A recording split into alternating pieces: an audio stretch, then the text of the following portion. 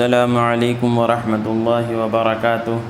الحمد للہ وکفی وسلام علی عباده الذین اصطفى، اما بعد فاعوذ باللہ من الشیطان الرجیم، بسم اللہ الرحمن الرحیم۔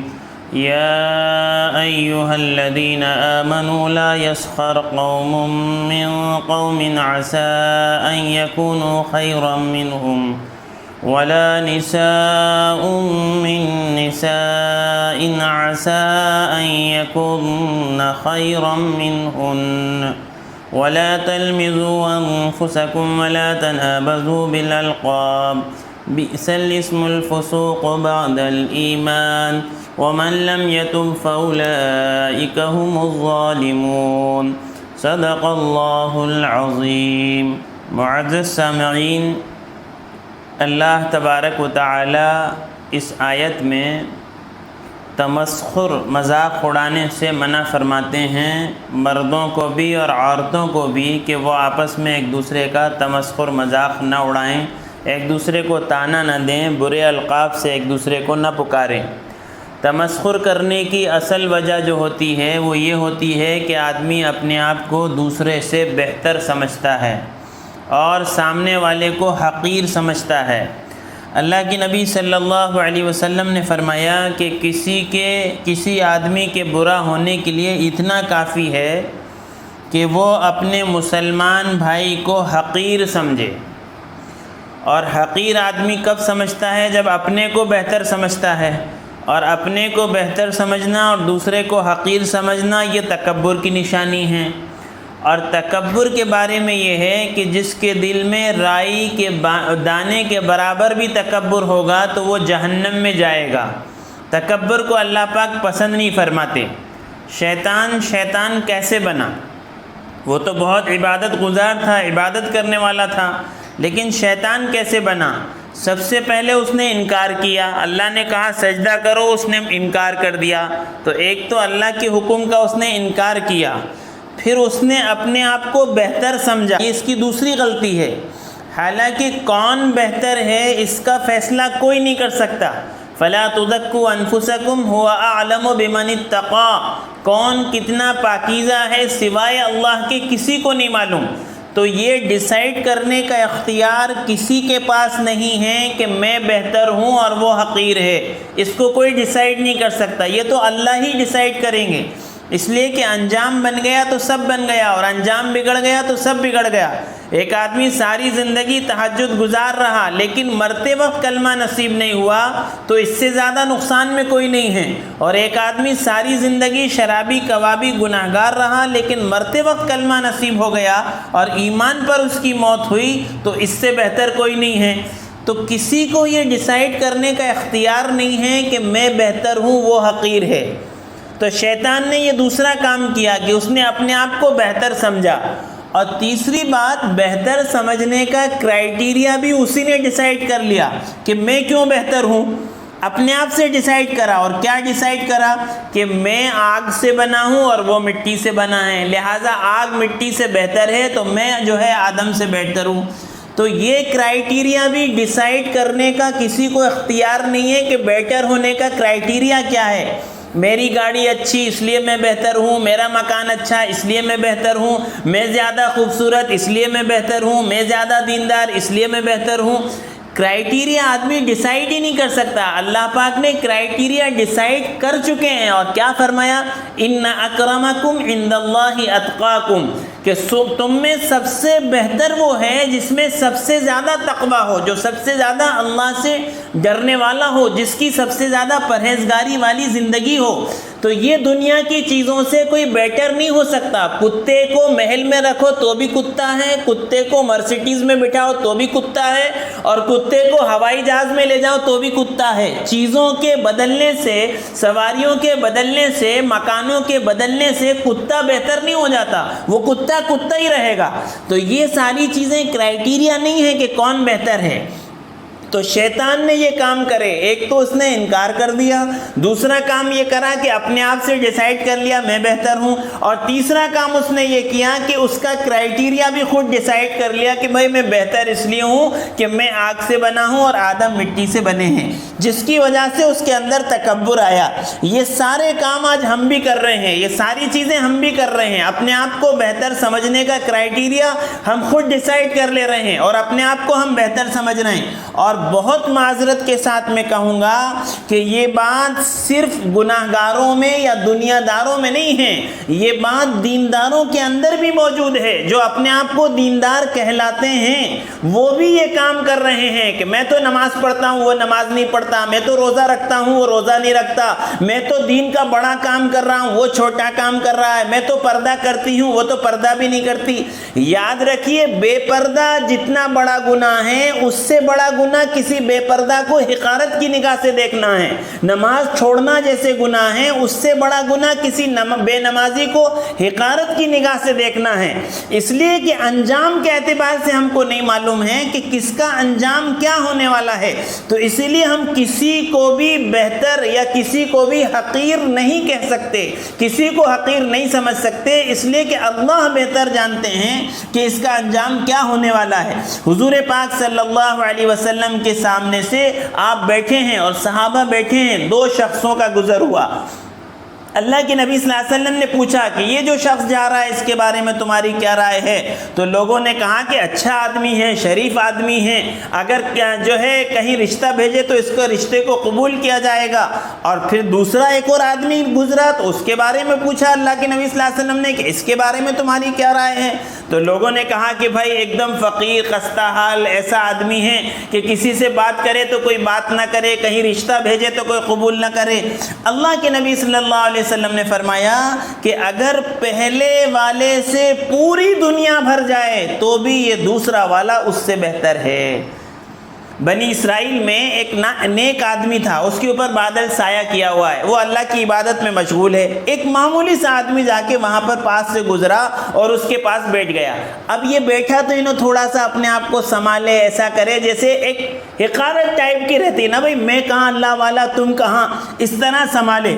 تو اس وقت کے نبی ہیں، اس پر اللہ پاک نے وحی بھیجی، اور وحی یہ بھیجی کہ ان دونوں سے کہو کہ اپنے نیک عمل، اپنے جو بھی عمل ہیں پھر دوبارہ شروع کریں، اس لیے کہ یہ نیک آدمی کی عجب کی وجہ سے نیکیاں ضائع ہو گئی ہیں اور اس گناہگار آدمی کو معاف کر دیا گیا ہے۔ تو صحابہ نیکی کرنے کے بعد ڈرتے تھے، ہم گناہ کرنے کے بعد نہیں ڈرتے۔ نماز پڑھی گئی، نماز میں آخر میں کیا دعا پڑھائی جاتی ہے؟ اللہم انی ظلمت نفسی ظلما کثیرا، کہ ہم نے اپنے نفس پر ظلم کیا۔ ظلم کیسے ہوا؟ نماز پڑھنا ظلم ہے؟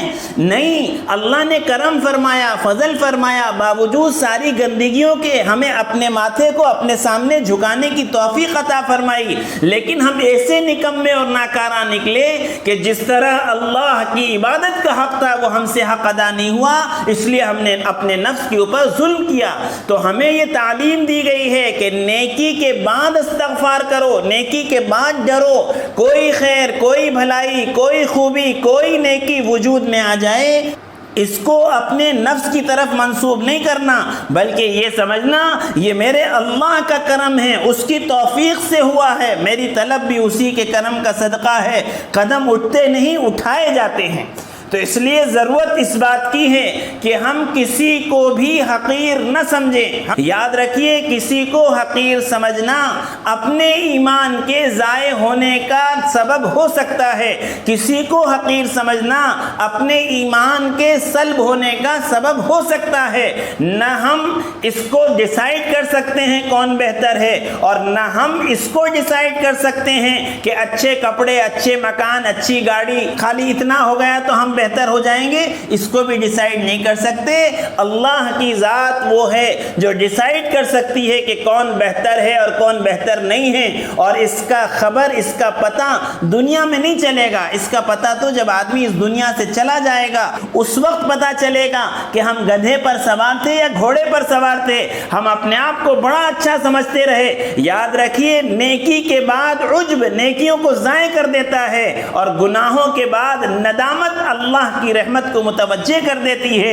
آدمی گناہوں کے بعد ایک مکھی کے سر کے برابر آنسو بہا دے اور اللہ سے معافی مانگے تو اس کا جہنم میں جانا ایسے ہی مشکل ہے جیسے دودھ کا تھنوں میں واپس جانا مشکل ہے۔ لیکن ایک آدمی نیک عمل کر رہا ہے، اچھے عمل کر رہا ہے اور اس کے اندر عجب آ رہا ہے، اپنی بڑائی آ رہی ہے، خود پسندی آ رہی ہے، اپنے آپ کو اچھا سمجھ رہا ہے، تو یہ نیکی کے بعد جو عجب اس کے اندر پیدا ہو رہا ہے یہ اس کو برباد کرنے کے لیے کافی ہے۔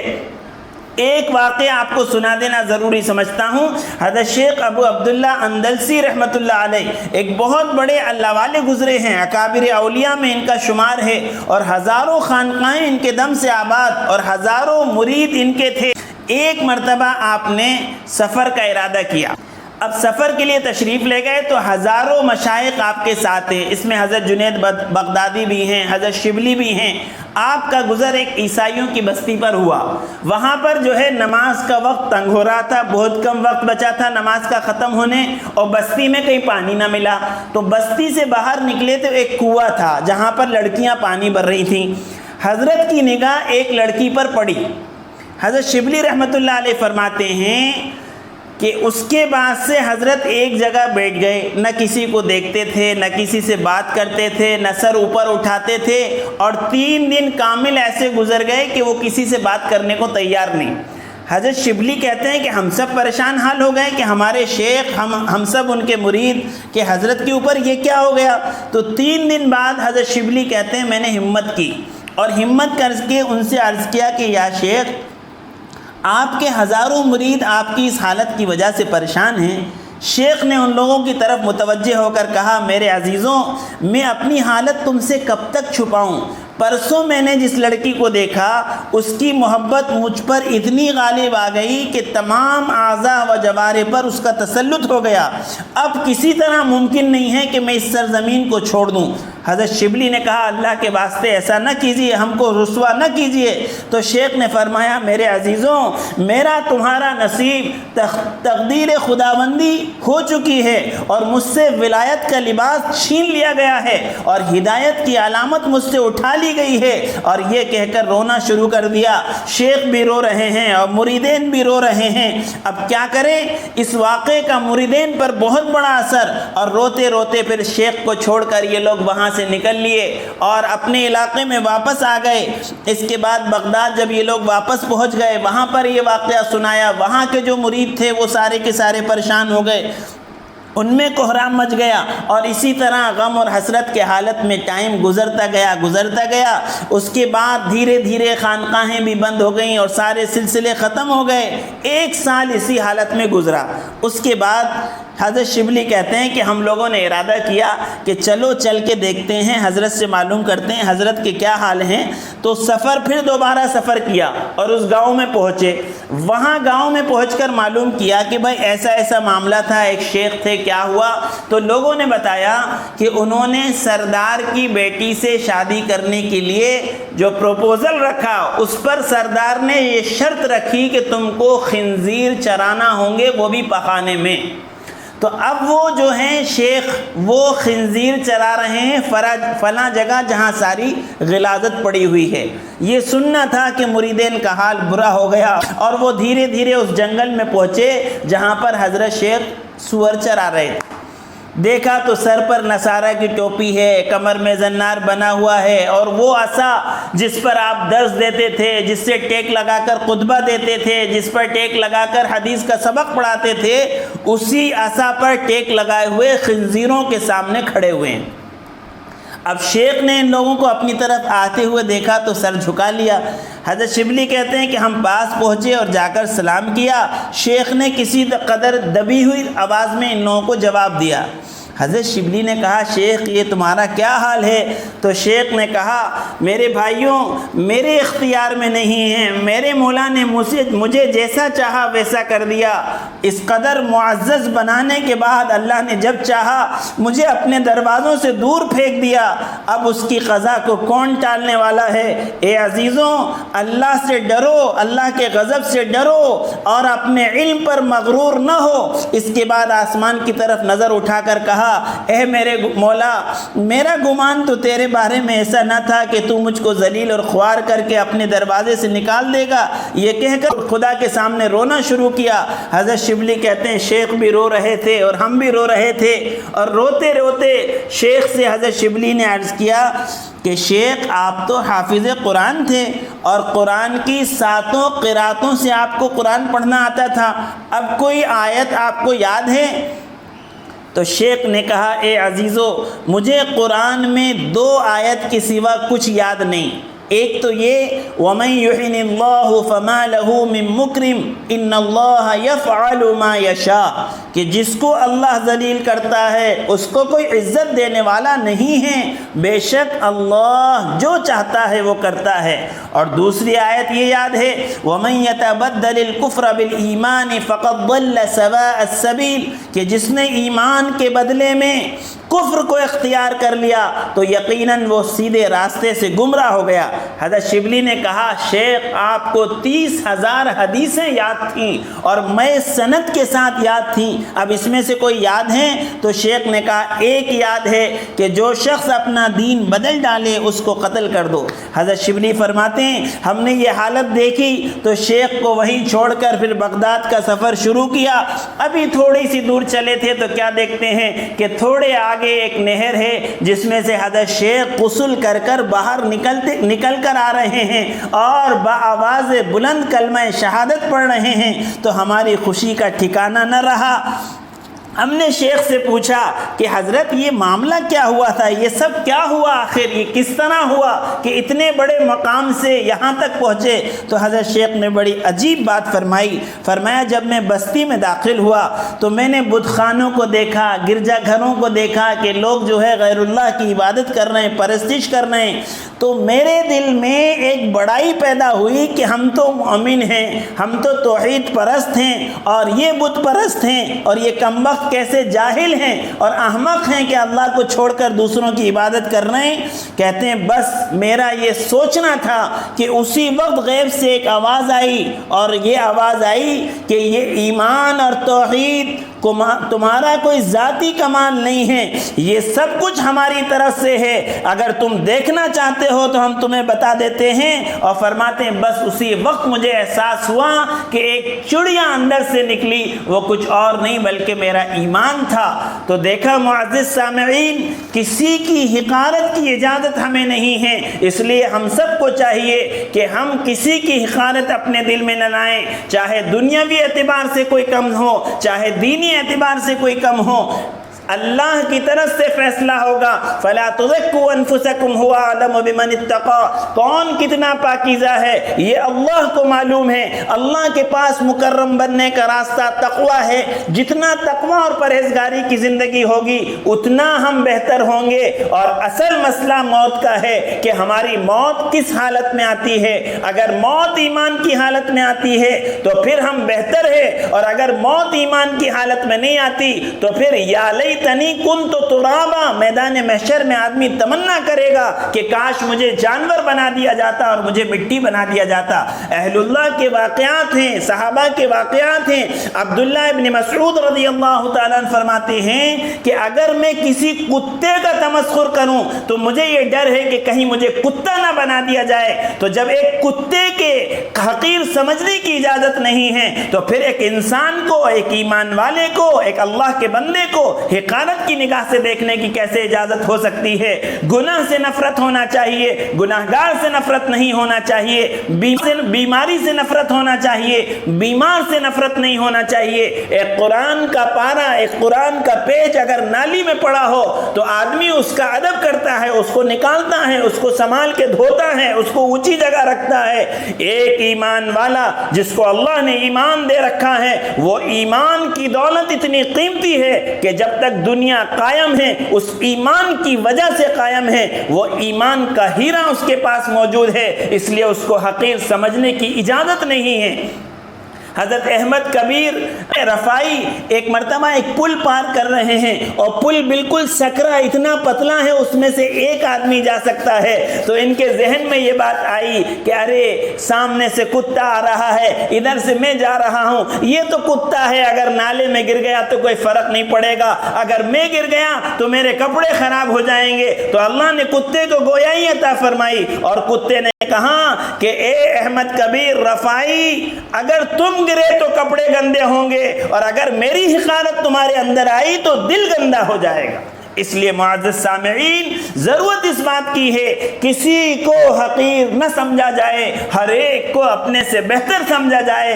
کسی آدمی کے برا ہونے کے لیے کافی ہے کہ وہ کسی کو حقیر سمجھے، کسی کی حقارت ایمان کے سلب ہونے کا سبب بن سکتی ہے۔ اس لیے اللہ تعالیٰ سے دعا ہے کہ اللہ تعالیٰ ہمارے اندر سے یہ خبیث بیماری کہ کسی کو حقیر سمجھنا، کسی کا مذاق اڑانا، کسی کو تانا دینا، کسی کو برے القاب سے پکارنا، اللہ ان تمام بیماریوں سے ہم سب کی حفاظت فرمائے اور اللہ پاک ہم سب کو ایمان کامل عطا فرمائے۔ وآخر الدعوانا الحمد للہ رب العالمین۔